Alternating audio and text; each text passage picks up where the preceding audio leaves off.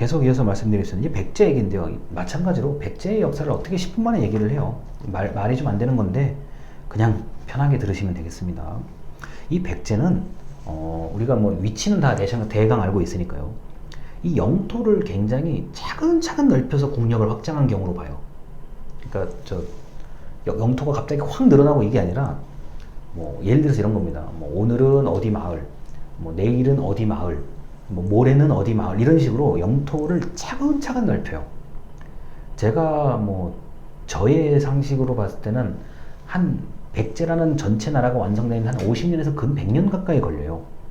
차근차근 국력을 확장하는 나라로 저는 보고 있습니다. 자, 그런데 이 두 번째가 이게 굉장히 제도가 앞서가요.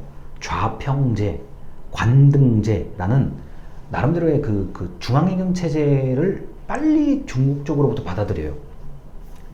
그래서 복식, 옷의 색깔로 좀 구분을 하기도 하고 중앙집권 체제를 내부적으로 빨리 갖추는 나라에 속했습니다.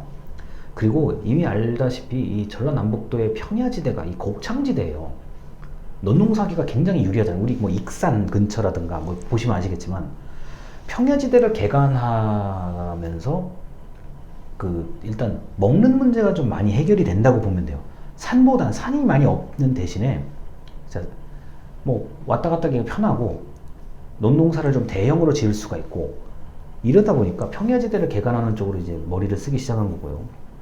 근데 이 평야지대가 많다 보니까 생기는 문제가 이 서로가 각자 살고 있는 그 마을에 살고 있는 사람들끼리 서로 그냥 먹을만 하고 먹고 살만, 나만 열심히 하고 마을만 문제가 없으면 먹고 살만 하다 보니까 이게 쉽게 그 세력을 넓히는 입장에서는 이게 쉽지가 않은 거예요. 아니 저쪽 나라가 좀 식량도 부족하고 뭐도 부족하고 자원이 좀 부족하면 좀 우리가 좀 공격을 하든가 아니면 잘 협상을 해가지고 그냥 우리 쪽으로 끌어들일 수가 있는데 이게 평야지대가 넓다 보니까 오히려 특히 전라남도 쪽으로 가다 보면은 땅이 더 비옥해요. 좋아요. 그러니까 이게 뚫고 들어가기가 사실은 쉽지 않았을 거라고 봐요. 그러니까 차근차근 넓혀서 국력이 확장된 거예요. 그리고 이 서해안 쪽에서 있었다 보니까 섬이 많아요.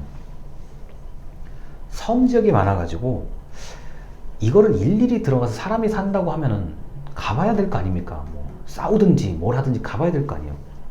이러다 보니까 수군의 강화가 분명히 있었던 거고 수군이 굉장히 강력하게 이제 발단을 했을 거고 이제 누구나 다 아시는 것처럼 무역, 이제 일본과의 무역이 있었기 때문에 굉장히 수로 회로를 읽는 능력이 있었을 거라고 봐요.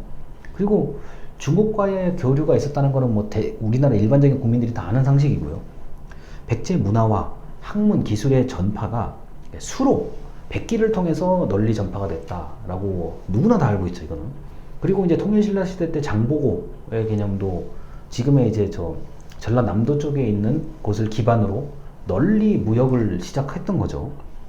그래서 이 백제는 수로를 잘 활용하고 평야지대를 개간하면서 영토가 이렇게 탄탄하게 차근차근 다져진 곳으로 저는 생각을 합니다.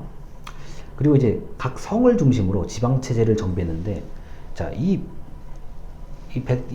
백제와 같은 경우는 산을 이제 산에서 어떤 성을 만들고 하기보다는 평야지대를 잘 지키는 성으로 이제 평야지대의 성을 좀 구축하는 형태로 발전을 하게 되고, 성이 반드시 돌로만 이루어졌다는 생각하시면 안 됩니다. 뭐 나무로도 만들 수가 있고 여러 가지 그 재료를 만들 수가 있는데 성을 중심으로 지방체제를 정비했다. 그래서 행정구역과 군사구역이 이렇게 좀 많이 비슷하다라는 거를 뭐 제가 문헌에서 읽은 적이 있습니다. 그리고 담로를 설치했다는데 이게 담로가 흔히 말해서 중앙에서 이렇게 보내는 뭐 파견 사신들이 지방관들이 머무는 곳을 담로라고 저는 생각을 해요. 그래서 어떤 책을 보면은 중국 쪽의 그 해안가에도 백제의 담로가 설치되어 있었다라고 이렇게 얘기하는 책들이 의외로 적지 않습니다. 그런데 이 담로를 설치한다는 거는요, 일단 지방관이 가서 안 죽어야 되잖아요.